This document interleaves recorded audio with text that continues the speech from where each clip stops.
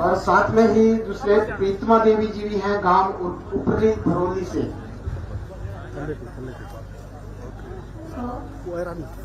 बहुत धन्यवाद करती हैं। और हमारे खाते में 3 लाख रुपए बढ़ गए हैं। और मैं बहुत बहुत धन्यवाद करती हूँ और मैं कुछ नहीं बोल सकती हूँ। आपके 3 लाख नहीं 7 लाख रुपया मिलेंगे। पहली किस्त है 3 लाख और पानी का कनेक्शन भी मिलेगा आपको, बिजली का कनेक्शन भी मिलेगा, सीमेंट भी एसडीएम के पास जाना 280 रुपए प्रति बोरी के हिसाब से मिलेगा। आपका घर बनेगा। प्रीतमा देवी जी को भी पहली किस्त यहाँ मिली है।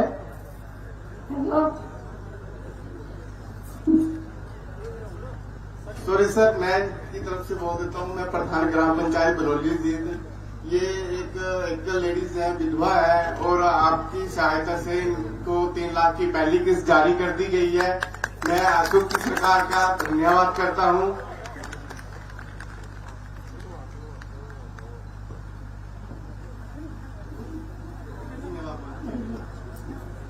धन्यवाद जी। धन्यवाद जी। अब आगे यहाँ एक सुखाश्रय योजना, जो सरकार की महत्वाकांक्षी योजना है, उसके लाभार्थी बच्चे भी यहाँ उपस्थित हुए हैं। डॉक्टर रश्मि शर्मा ये बीएमएस कर चुकी है और हाल ही में इसको पॉकेट मनी के रूप में प्रति माह 4000 रुपया मिलना आरंभ हो गया है। डॉक्टर रश्मि शर्मा।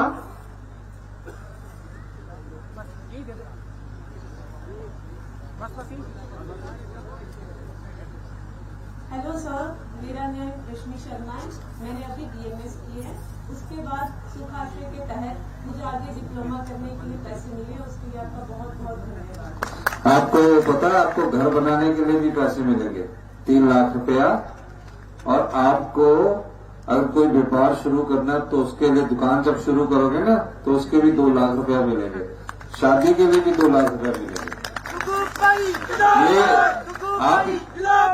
ये कोई दया नहीं कर रहे, ये आपका अधिकार है इस राज्य पे, है ना, आपका अधिकार।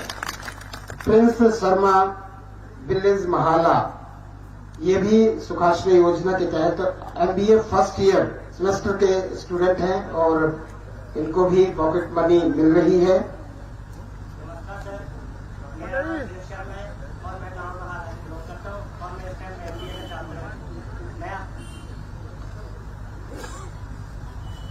आपके द्वारा चलाए गए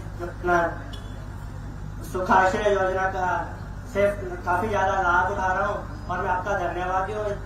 और आपके द्वारा जो भी इस योजना के तहत मैं आपका काफी ज्यादा धन्यवादी हूँ। और जो भी मेरा फाइनेंशियल खर्च हो रहा है इसके लिए वो भी मैं पे कर पा रहा हूँ और अपनी स्टडी को कंप्लीट कर रहे हैं। कहाँ से कर रहे हैं अभी ये?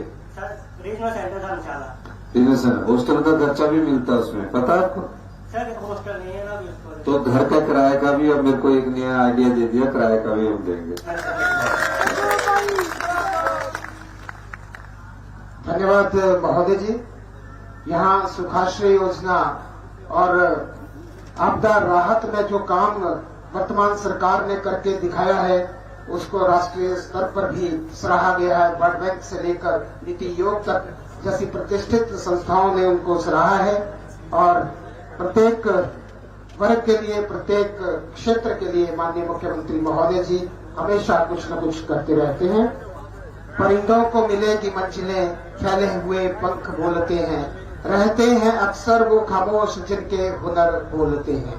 ऐसे ही लब्ध प्रतिष्ठित शख्सियत है हमारे मुख्यमंत्री ठाकुर सुखविंदर सिंह सुक्खू जी, जो आम जनमानस की दुख तकलीफों को दूर करने की आपकी कार्यशैली और परिक्रम की प्रकाष्ठा हिमाचल प्रदेश में विकास का नया अध्याय लिख रही है। हम बड़े ही अदब के साथ, एहतराम के साथ निवेदन करना चाहते हैं, गुजारिश करना चाहते हैं आज के सम्माननीय मुख्य अतिथि महोदय जी से हम सबके मार्गदर्शन के लिए, हम सबको आशीर्वाद देने के लिए।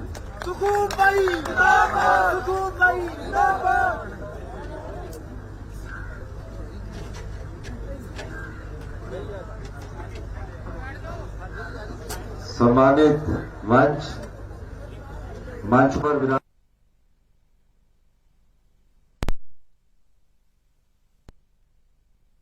अध्यापक जिनके पास में पढ़ा ओंकार ठाकुर जी की वाइफ जो आज मेरे मुख्यमंत्री बनने के बाद पहली बार मुझसे मिलने आई है, मैं उनका भी धन्यवाद करता हूं मंच पर विराजमान होने पर।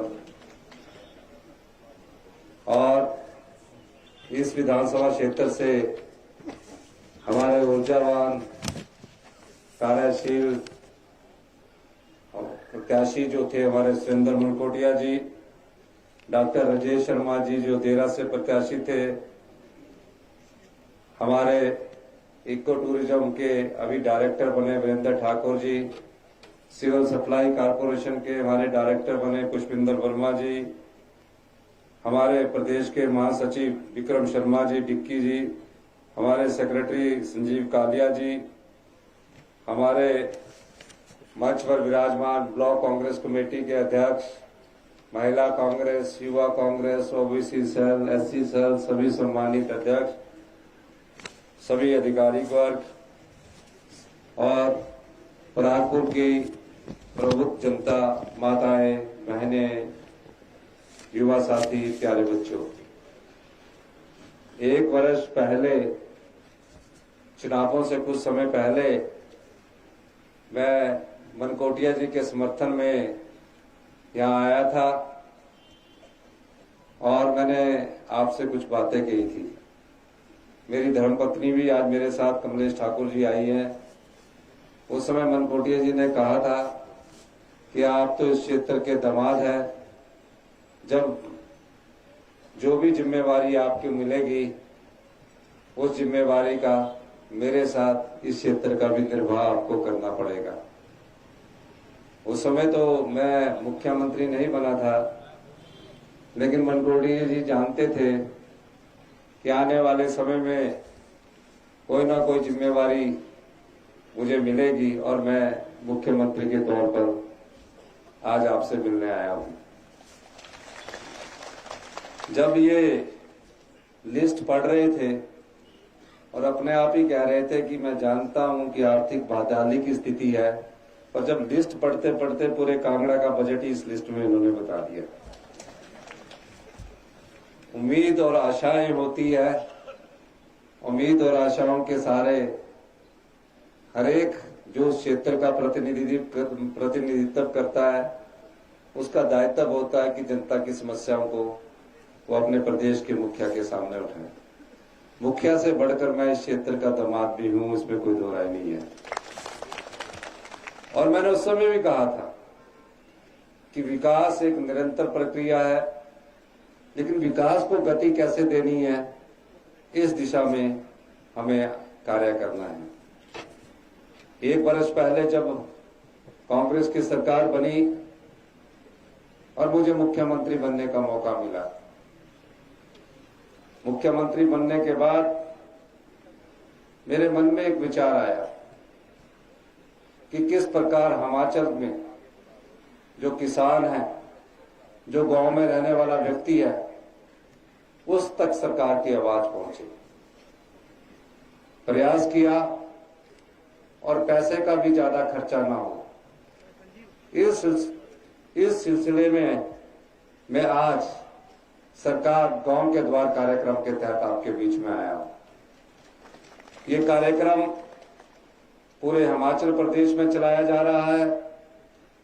पूरे हमारे मंत्रिमंडल के सदस्य प्रत्येक विधानसभा क्षेत्र में जा रहे हैं और लोगों से उनकी समस्याओं की जानकारी प्राप्त कर रहे हैं, उनकी समस्याओं का समाधान कर रहे हैं और आगे बढ़कर किस प्रकार से हम अपनी ग्रामीण अर्थव्यवस्था को मजबूत करें, उस दृष्टिकोण से हमारी सरकार काम कर रही है।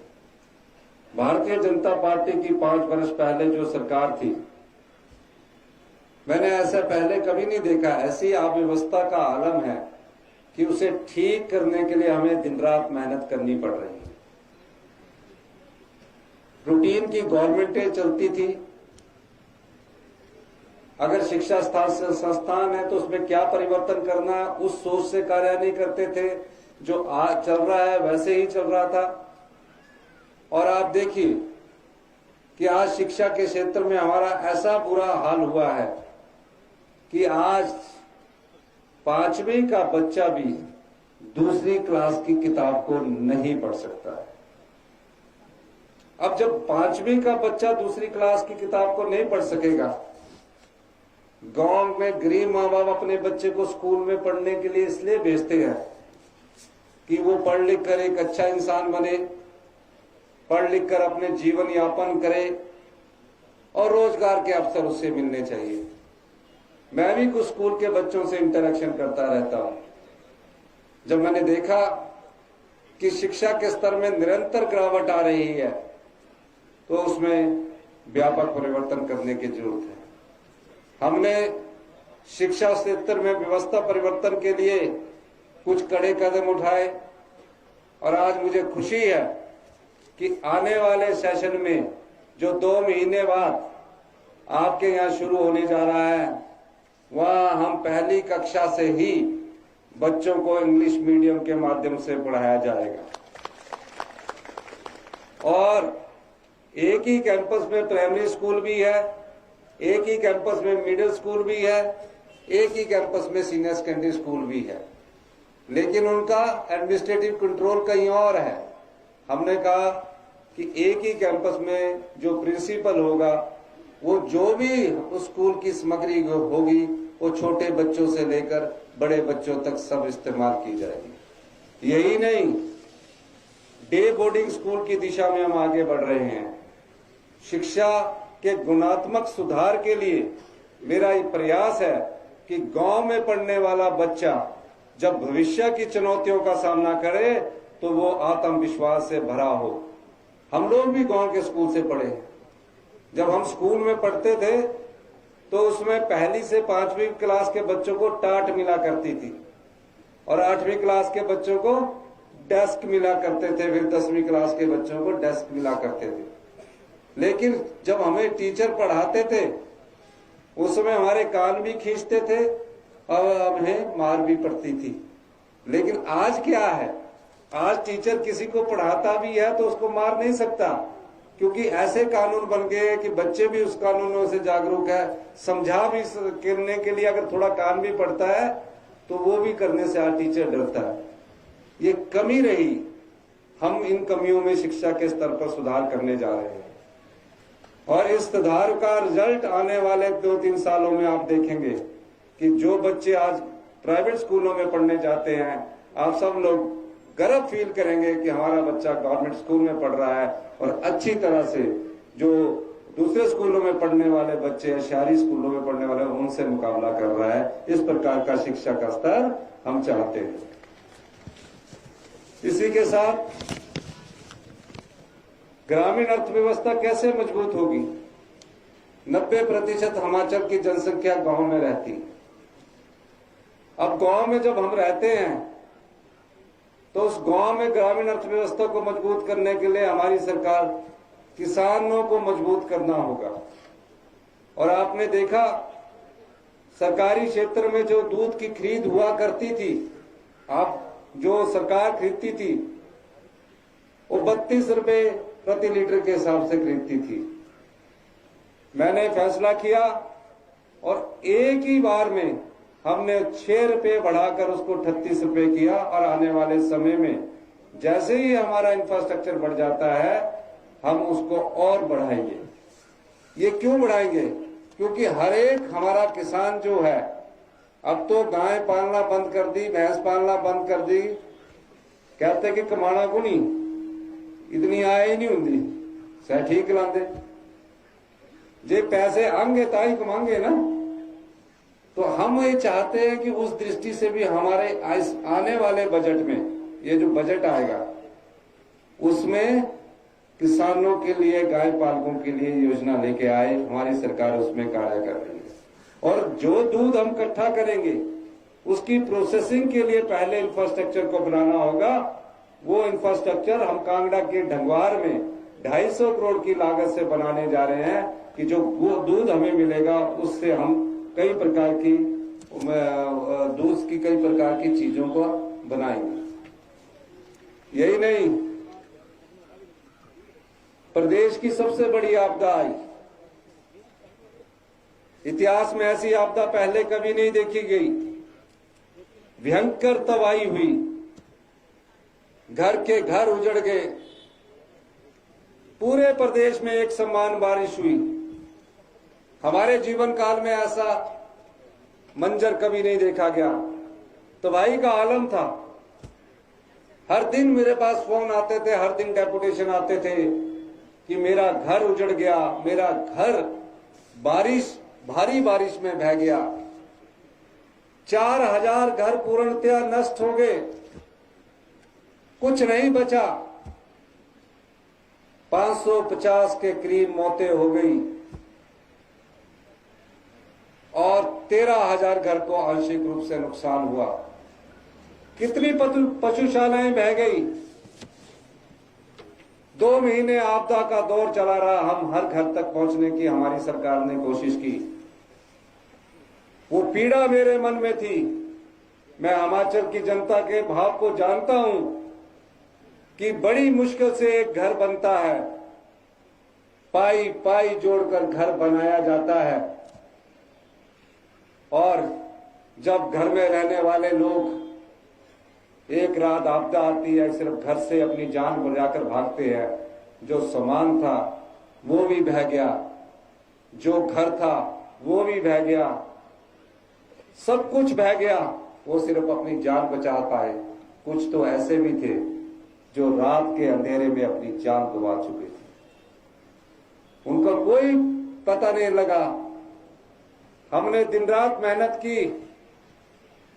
एक छोटी सी बारिश में भी बिजली 7 दिन के लिए चली जाती थी। मैंने दिन रात, हमारी सरकार के मंत्रिमंडल के सदस्यों ने दिन रात मेहनत की। पूरे हिमाचल प्रदेश में कुल्लू सबसे ज्यादा तबाही हुई थी। 48 घंटे के अंदर हमने बिजली भी दी, पानी भी दिया, और 75,000 जो पर्यटक फंसे हुए थे, जो रो रहे थे, उनको उनके घर तक भी पहुंचाया। ये सरकार की कर्तव्य निष्ठा को दर्शाता है। और अब इस तबाही से हम लड़ ही रहे थे कि शिमला शहर में मैं 14 अगस्त की सुबह कुल्लू जाने के लिए तैयार था। मुझे पता लगा कि शिव बॉडी के पास एक बहुत बड़ी ल्हासा आ गया और तकरीबन 20 लोग मौत की नींद सो गए। ये एक ही दिन में 14 अगस्त को बरसात के समय 51 मौतें कभी नहीं हुई थी। पहली बार इतिहास में 51 मौतें एक ही दिन में हुई। हर जगह तबाही का मंजर था। हमने निश्चय किया कि हम इस आपदा से अब हिमाचल के लोगों के लिए लड़ेंगे। आर्थिक तंगाली थी। 75,000 करोड़ रुपए का हमारे पर कर्ज था। 10,000 करोड़ की सरकारी कर्मचारियों की देनदारी थी, यानी कि 6th पे कमीशन तो दे दिया गया, लेकिन उसकी जो लायबिलिटीज थी वो नहीं दी गई थी। और 16,000 घर उजड़ चुके थे। कितने परिवार सड़कों पे तंबुओं में सोए हुए थे। हमने फैसला किया कि अब हमारे लोग तंबू में नहीं सोएंगे। अगर गांव में कोई मकान मिलता है, अगर उसकी गोरनी भी है, उसको हम 5,000 रुपया पर महीना किराया देंगे। शहर में, धर्मशाला जैसे शहर में, हमने कहा हम 10,000 रुपया किराया देंगे, और हमने किराया दिया। उनके बर्तन तक नहीं रहे थे। हमने कहा 31 मार्च 2024 तक सभी को गैस का सिलेंडर मिलेगा, खाने के लिए भोजन उपलब्ध करवाया जाएगा, आटा चावल दाल सब फ्री कर दिया।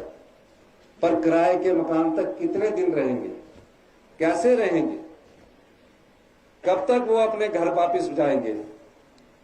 हम भारत सरकार से मांग करते रहे कि स्पेशल रिलीफ पैकेज दीजिए। भारत सरकार के देश के प्रधानमंत्री जी से भी मिला, गृह मंत्री जी से भी मिला, और मैं कह सकता हूं कि मैंने कौन सा ऐसा केंद्र सरकार से अनुरोध किया, पर भारतीय जनता पार्टी के 3 सदस्य जो थे, जो चुनकर गए थे यहां से लोकसभा के सदस्य, उन्होंने एक बार भी कहीं गृह मंत्री और प्रधानमंत्री से मिलकर यह बात नहीं की कि कम से कम एक प्रार्थना पत्र उनको देते कि इतिहास की सबसे बड़ी आपदा का सामना ये सरकार कर रही है, इन्हें स्पेशल रिलीफ पैकेज दीजिए, जैसे उत्तराखंड में दिया, गुजरात के भुज में दिया। एक बार भी तीनों संसद सदस्य नहीं मिले। दुख इस बात का होता है कि हम सत्ता में हैं और आप ही चुनावों के वक्त आकर बड़े बड़े वादे करते हैं। जो 16,000 परिवार उजड़ गए थे वो कोई पूरे हिमाचल प्रदेश के हर कोने से थे। क्या उनकी याद आपको चुनाव के वक्त आती है, वोट के वक्त आती है, राजनीतिक रोटियां सेकने के वक्त आती है कि आपदा प्रभावित परिवारों के साथ खड़े होने से आपको क्यों हिचकिचाहट हो रही थी? भारतीय जनता पार्टी के जयराम ठाकुर जी बार बार कह रहे थे विधानसभा का सेशन बुलाइए। हमने कहा हम विधानसभा का सेशन बुलाएंगे, आप थोड़ा समय दीजिए। इसमें प्रदेश के सभी कर्मचारी, पुलिस के अधिकारी, कर्मचारी आपदा प्रभावित परिवारों की सहायता के लिए लगे हैं। वो बार बार विधानसभा सेशन की बात कर रहे थे। विधानसभा का सेशन हुआ, उन्होंने कहा कि आपदा पर चर्चा होनी चाहिए। हमने कहा बिल्कुल होनी चाहिए। पहले ही दिन आपदा पर चर्चा हुई और चर्चा के बाद देखिए 3 दिन तक चर्चा हुई विधानसभा में, और जब उस प्रस्ताव पर वोट डालने की बात आई कि हम स्पेशल रिलीफ के लिए केंद्र सरकार को इस प्रस्ताव पर आपका सहयोग चाहते हैं, आपका मत चाहते हैं, सारे कांग्रेस के सदस्य खड़े हुए, भारतीय जनता पार्टी के सदस्यों ने आपदा प्रभावित प्रस्ताव पर समर्थन नहीं दिया और बैठे रहे। वो सिर्फ राजनीति कर रहे थे। इसलिए जब प्रदेश पर विपदा आती है, प्रदेश के लोगों के घर उजड़ जाते हैं, प्रदेश के लोगों की पशुशालाएं उजड़ गई, कई लोग अपनी जान गंवा चुके, ये लोग उनके साथ खड़े नहीं हुए, राजनीतिक रोटियां सेकते रहे। इसीलिए सरकार ने फैसला किया कि गांव के द्वार जाकर भारतीय जनता पार्टी की कथनी और करनी को जनता की अदालत में रखे, और आज इसी के तहत हम आए हैं। हमने क्या किया, हम वो भी बताना चाहते हैं कि 1 साल में हमने क्या किया। जो प्रदेश की अर्थव्यवस्था चरमरा गई थी, जो प्रदेश कंगाली के कंगार पर खड़ा था, उस प्रदेश की अर्थव्यवस्था को संभालने का कार्य हमने किया। 20% अभी तक हम अपनी अर्थव्यवस्था को पटरी पर ला चुके हैं। हमारी आय 100 रुपया है और खर्चा 170 रुपया है। 70 रुपया हम कहां से लाएंगे? कर्जा ही उठाएंगे। उस कर्जे को उठाने के लिए कर्जे का ब्याज में ब्याज देते जाएंगे। लेकिन हमने कहा सबसे पहले हमारा दायित्व बनता है आपदा परिवार के परिवारों को बचाने का, और हमने आर्थिक तंगी के बाद बजट में कट लगाकर हमने केंद्रीय नियमों को बदल दिया, राज्य के नियमों को बदल दिया, और कहा कि गरीब के परिवार को, आम आदमी के परिवार को घर बनाने के लिए हम 1.5 लाख रुपया नहीं देंगे। अगर ये कानून 1.5 लाख रुपया देने का है, जिसमें वॉशरूम तक नहीं बनता, बाथरूम तक नहीं बनता, इस कानून को भी हम बदल देंगे। और हमने कानून बदल दिया। हमने 1.5 लाख रुपए की जगह, जिसका घर उजड़ गया था, जिसका घर आपदा में बह गया था, 1.5 लाख की जगह हमने 7 लाख रुपए देने का वादा किया, और उसकी पहली किस्त 3 लाख के रुपए के रूप में हमने सभी आपदा प्रभावित परिवारों को दी। यही नहीं, जिसका पशु मर गया था, उसके पशु मरने पर 55,000 रुपए की हमने अनुदान राशि देने की बात की। जिसका घर आंशिक रूप से टूट गया था, आंशिक रूप से टूटे घर को पटवारी 6500 रुपया देता था, जो प्रधान है यहाँ जानते होंगे। हमने 1 लाख रुपया उस राहत राशि को बढ़ा दिया। तो ये सरकार की कर्तव्य निष्ठा है कि आम जनता के प्रति थी। उन विचारों ने कभी सोचा भी नहीं था कि 20, 22, 25 लाख रुपया घर बनाकर 8-10 लाख रुपया घर बनाने के बाद उनका घर उजड़ जाएगा। हमने उन घरों को बसाने का काम 1 साल के भीतर किया। यही नहीं, सरकारी कर्मचारी थे, सरकारी अधिकारी थे, नौकरी करते थे, स्कूल में बच्चों को टीचर पढ़ाते हैं, बिजली बोर्ड के कर्मचारी जो हमारे हैं वो बिजली का पोल लगाते हैं। सब जगह जो भी मांग होती थी उन मांगों को हमने स्वीकार करने की बात कही। और पहली ही कैबिनेट में जो हमारे विभाग थे, डिपार्टमेंट थे, कारपोरेशन नहीं डिपार्टमेंट्स थे, पहले ही कैबिनेट में हमने उन सरकारी कर्मचारी और अधिकारियों को ओल्ड पेंशन के तहत लाने की बात की। उनका बुढ़ापा सुरक्षित करवाया, बुढ़ापे के साथ जो उनके परिवार के सदस्य रहते हैं उनका भविष्य सुरक्षित करवाया। आने वाले समय में जो भी सरकारी कर्मचारी, चाहे वो पुलिस का कर्मचारी या सरकारी नौकरी करता था, ओल्ड पेंशन स्कीम से पहले उनको पेंशन नहीं मिलनी थी। सिर्फ किनको मिलती थी? जो 2002 से पहले के लगे हुए थे। हमने सबको भविष्य सुरक्षित करवाया। यही नहीं, एक बेटी और एक बेटा, एक बेटी और बेटा की बात मैं अभी सुन रहा था। मुख्यमंत्री बनने के बाद एक रिवाज होता है, एक परंपरा होती है, सचिवालय में जाकर सभी अधिकारी और कर्मचारी उनका अभिनंदन करते हैं, स्वागत करते हैं, राज्य की गतिविधियों के बारे में बताते हैं। मेरे मन में पीड़ा थी। मैं मुख्यमंत्री की शपथ रिज मैदान में लेने के बाद अनाथ आश्रम गया, अनाथ बच्चियों के बालिका आश्रम में देखा, उनके भाव को समझा। मैंने उसकी आंखों में क्या देखा, उनसे सीखा क्या? मैंने पाया इन्होंने अपनी मां को खो दिया, इन्होंने अपने बाप को खो दिया, अनाथ आश्रम में रह रही है। मैंने उनसे पूछा, कहते 18 साल के बाद हमको ये नहीं पता कि हम कहां जाएंगे, अपने चाचा के पास रहेंगे, ताया के पास रहेंगे। हम पढ़ना चाहते हैं, हम डॉक्टर बनना चाहते हैं, हम इंजीनियर बनना चाहते हैं। मैंने उसी समय प्रण किया और हमने हिंदुस्तान का पहला कानून बनाया, मुख्यमंत्री सुखाश्रय कोष। जो भी अनाथ बच्चा जो अपनी माता को खो चुका है, पिता को खो चुका है, उसकी 27 साल तक सभी पढ़ाई का खर्चा सरकार उठाएगी। उन्हें चिल्ड्रन ऑफ द स्टेट का दर्जा दिया गया। 18 साल के बाद अब बेटियां अभी मुझे मिली तो कोई ग्रेजुएशन कर रही है, कोई आईटीआई कर रही है, कोई डॉक्टर बनने की तैयारी कर रही है और कोचिंग का खर्चा भी सरकार दे रही है, कोई इंजीनियर बनने की तैयारी कर रही है, कोई एमफिल करना चाहती है, एमए करके पीएचडी करना चाहती है, कुछ वोकेशनल कोर्स करना चाह रही है। सारा खर्चा सरकार दे रही है, पूरी फीस उनकी सरकार दे रही है, पूरे हॉस्टल का खर्चा भी सरकार दे रही है। अभी मुझे एक बेटे ने बताया कि मैं रीजनल सेंटर में हूँ, किराए के मकान में रहता हूँ। मैं इसी मंच के माध्यम से कहना चाहता हूँ कि जो अपनी माता को बच्चा खो चुका है, पिता को खो चुका है, उसके लिए हम किराए का भी प्रावधान करेंगे।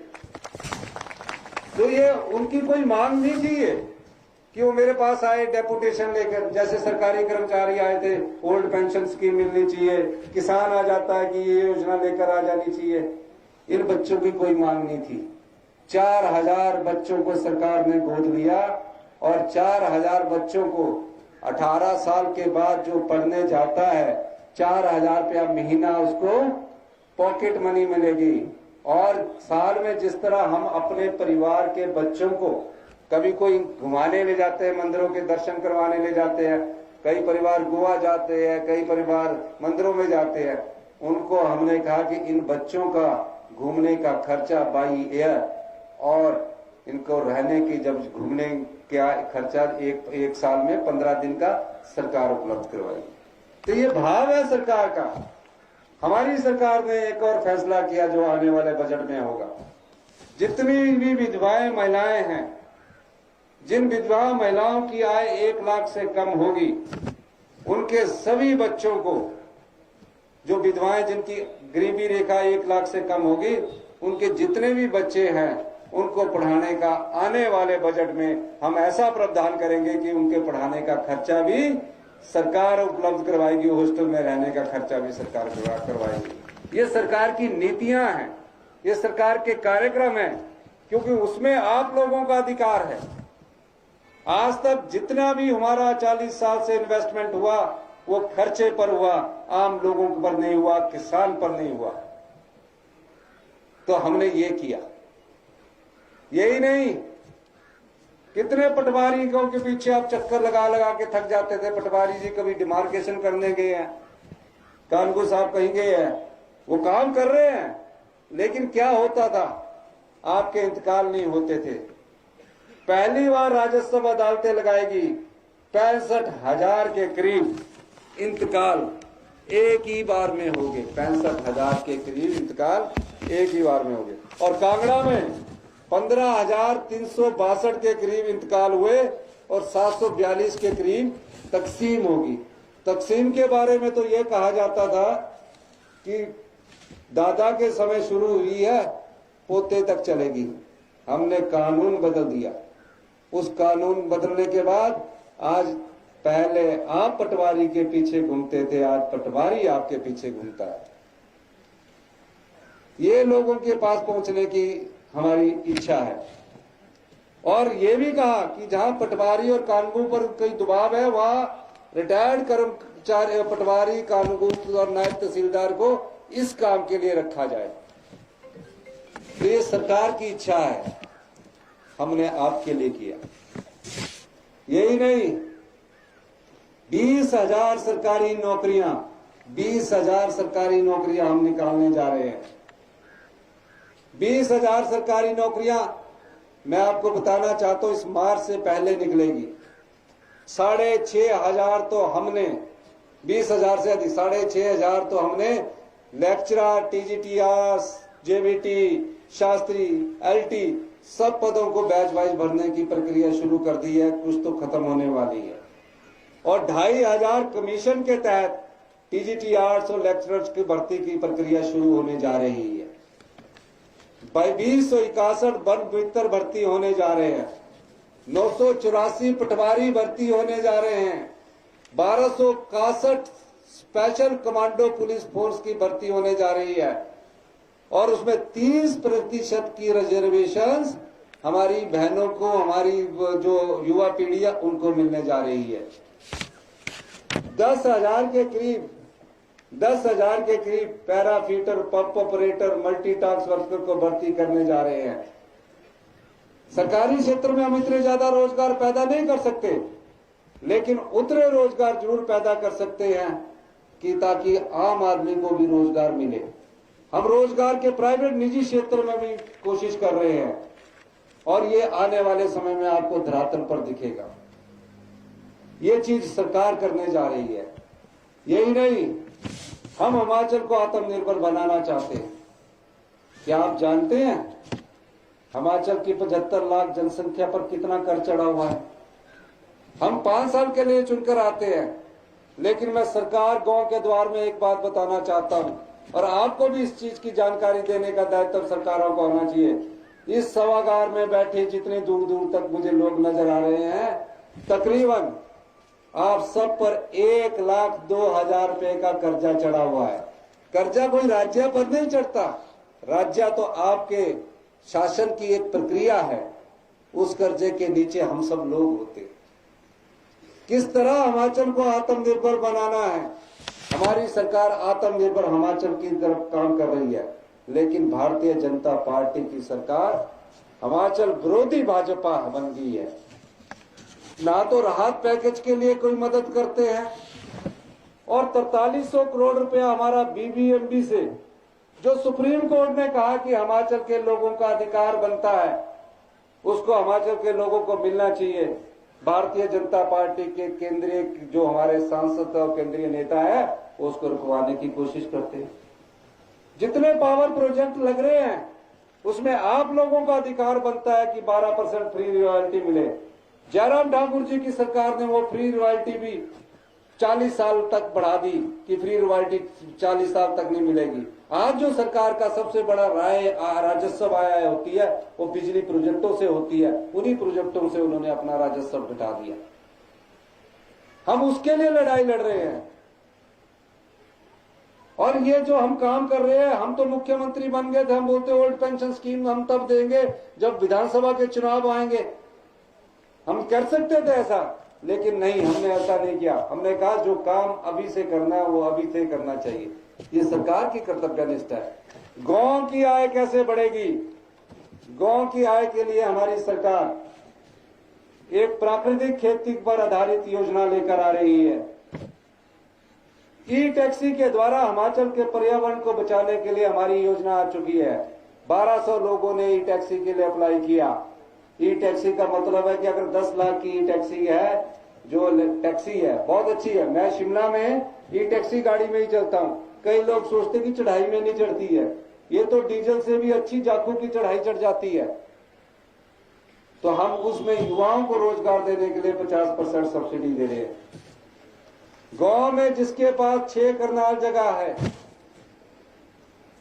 हमने एक 100 किलोवाट से 500 किलोवाट के प्रोजेक्ट्स के लिए कैबिनेट ने अप्रूव किया कि जिसके पास 6 करनाल जगह होगी, अच्छी धूप लगती होगी, उसके पास 40 लाख का 100 किलोवाट का प्रोजेक्ट लगता है। 40 लाख रुपए में 100 किलोवाट का प्रोजेक्ट लगता है, लेकिन उसके पास 40 लाख लगाने के लिए पैसे नहीं है।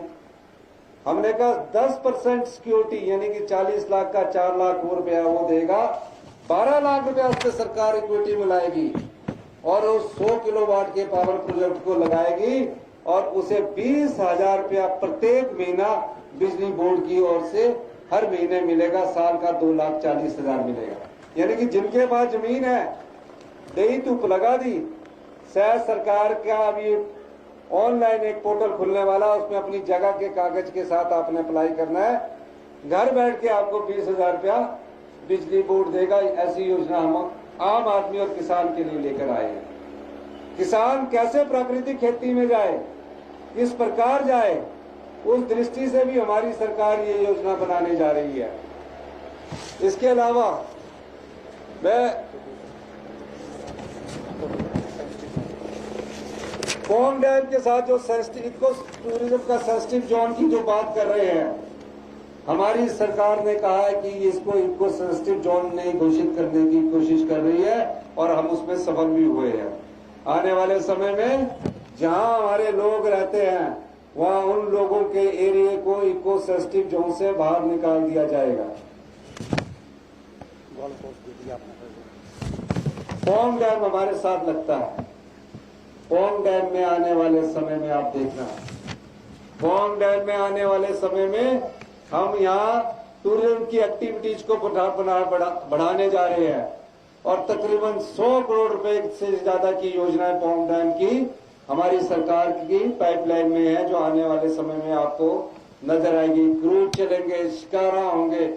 टूरिज्म ही एक ऐसा क्षेत्र है और हाइड्रो ही एक ऐसा क्षेत्र है जिससे हिमाचल प्रदेश आत्मनिर्भर बन सकता है। यही नहीं, गरली प्रागपुर बहुत पुराना हमारा ओल्डेस्ट विलेज है। मैं तो एक बार पहले गड़े भी आई थी। जब मैं गड़े आया तो मैं छोटा होता था। ब्याह होया तो बोला कि दीदी करने जाता, हम भी चल पड़े छोटे छोटे। तो शादी के बाद जब बहन जाती है घर में, तो मैं गढ़ में 1-2 रातें रुका। प्रागपुर मेरा ससुराल है। मनकोटिया जी को बड़ी चिंता लगी हुई है कि क्या बोल के जाएंगे। सही मायने में हमारे पास आर्थिक स्थिति अभी किसी घोषणा के लिए नहीं है। आपने बोला है 5 साल के लिए, तो 5 साल में अभी 4 साल और है, फिर हम ये कर देंगे, ठीक है।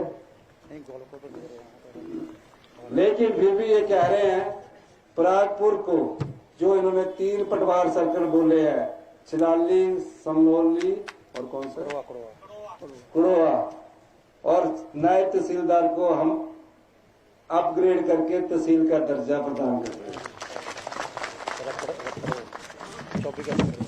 जो रक्कड़ की डिस्पेंसरी 24 घंटे के लिए बंद हो गई है, उसमें क्या प्रॉब्लम है उसको भी हम शुरू करेंगे। और जो फंड्स प्रोवाइड करने हैं इनको, जीडी गवर्नमेंट डिग्री कॉलेज डाडा सिपा के लिए 1 करोड़, कंबाइंड ऑफिस बिल्डिंग के लिए डाडा सिपा के लिए 1 करोड़, गिनते भी जाओ कितने हो गए। जीडीसी कोटला के लिए 3 करोड़, जीडीसी रक्कड़ के लिए 6 करोड़, स्लेटी के लिए 25 लाख, स्लेटी के लिए 2 lakh, pharmacy college Kunna academy block 2 crore, modern ITI 1 crore. ये हो गए इनके जी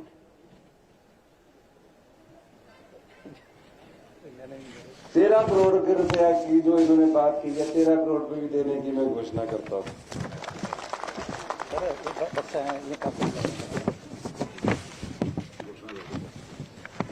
एक आयुर्वेदिक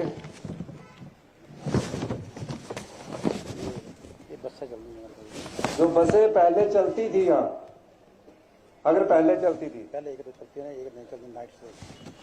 चलो जो बसें चलती थी मनकोटे से बैठकर उन बसों को भी हम शुरू करने की घोषणा करते हैं। और एक बच्चों के लिए इन्होंने कहा है कि BBA एंड BCA क्लासेस की स्टार्ट करनी है, रक्कड़, कोटला बेड़ा एंड डाटा सीबा। ये अगले 70 से तीनों में स्टार्ट कर दी जाएगी। ये रोड पड़ गया है, रोड पड़ जाएंगे, अगले बच्चों में पैसे पड़ जाएंगे। और construction road PWD sub division Kotla बेड़ा के तहत है, जितने भी रोड है उनको डाल दिया जाएगा। और एक इन्होंने कहा है पुलिस स्टेशन डाटा सीबा की बात की है, चौकी दी है, जो इन्होंने पुलिस स्टेशन को चौकी को अपग्रेड करने की बात की है डाटा सीबा में, उसको भी अपग्रेड कर दिया जाएगा। और आयुर्वेदिक डिस्पेंसरी चमुक्खा में है, करनी है, चमुक्खा की जो आयुर्वेदिक डिस्पेंसरी है, वरिंदर ठाकुर जी जो हमारे बोल रहे हैं, इसको भी अगले 70 में इसको भी शुरू करने की घोषणा करता हूँ।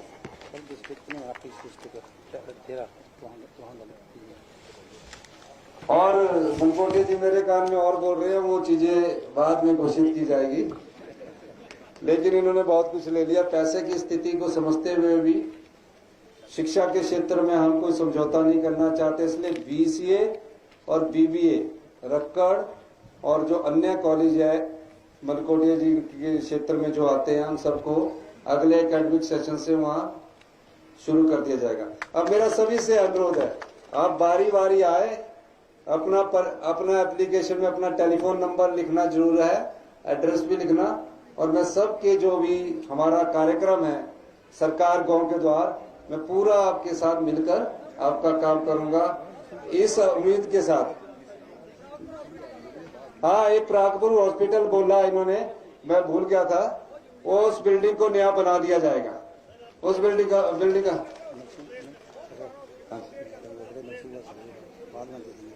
और एक नलसुआ स्कूल जो है जिसमें साइंस और कॉमर्स की क्लासेस की बात की है, उसमें अगले 70 से साइंस और कॉमर्स की क्लासेस।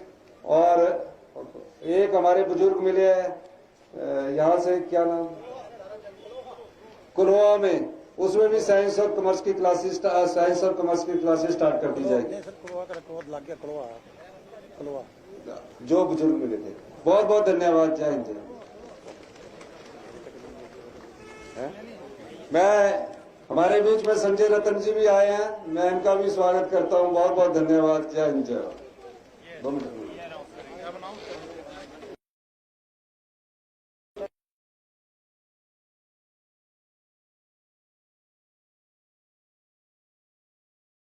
लाभार्थियों को भी सम्मानित करेंगे, सम्मानीय मुख्य अतिथि महोदय जी के कर कमलों से। यहाँ पर मेरा सभी आए हुए मेहमानों से निवेदन है कि ब्लॉक कांग्रेस कमेटी जसवंत पापड़ के सौजन्य से यह धाम का प्रबंध किया गया है, तो कोई बिना भोजन किए ना जाए, भोजन करके ही सारे जाए। और जो अपने काम के लिए आए वो बारी बारी से आए, उसमें अपना एड्रेस और मोबाइल नंबर जरूर लिखाएं, जैसे मुख्यमंत्री महोदय जी ने कहा है। सबकी बारी आएगी, चिंता नहीं करनी। शगुन योजना के तहत ज्योति देवी पत्नी श्री रणजीत सिंह, गांव में डाकघर स्लेटी, तहसील रक्कड़, इनको 31,000 का चेक सम्मानीय मुख्य अतिथि महोदय जी के कर कमलों से दिया जाएगा। ज्योति देवी पत्नी श्री रणजीत सिंह, और उसके पश्चात ब्रह्मी देवी पत्नी श्री पुरुषोत्तम दास, 31,000 का शगुन योजना के तहत ये चेक वितरित किए जा रहे हैं। किसी का पैसा गुम हो गया, जो मिला था उसको दे दिया। मुल्कराज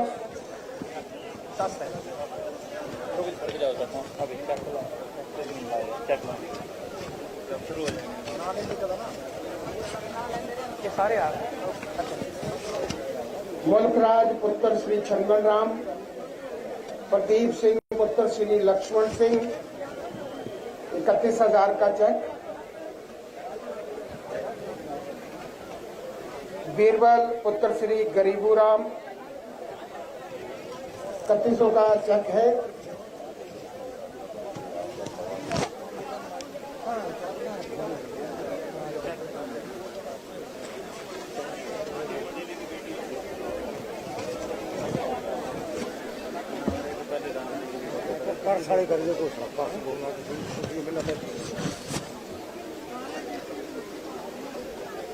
यहाँ सबके भोजन की व्यवस्था भी की गई है, कृपया भोजन करके जाएं।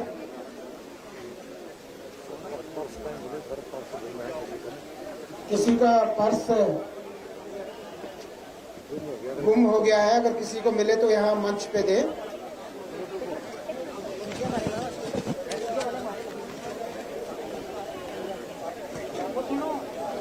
राजेंद्र कुमार पुत्र श्री घसीटू राम,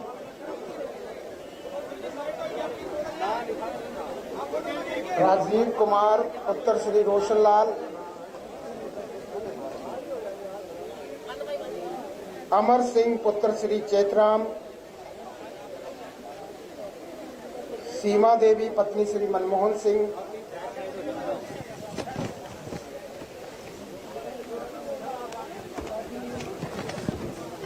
बबली देवी पत्नी श्री ओम प्रकाश।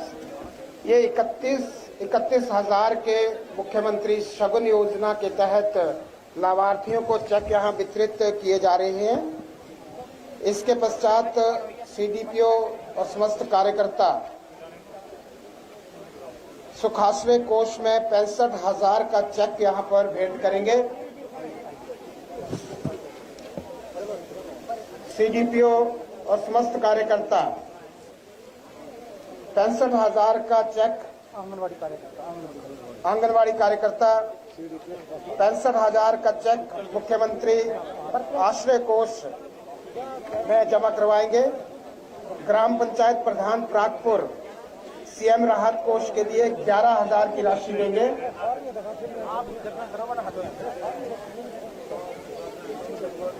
प्रधान ग्राम पंचायत प्रागपुर सीएम राहत कोष के लिए 11,000 की राशि देंगे।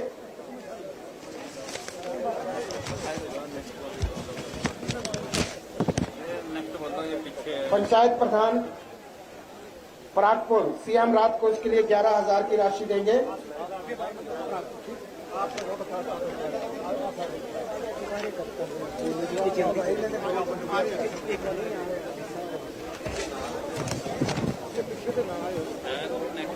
आंगनवाड़ी कार्यकर्ता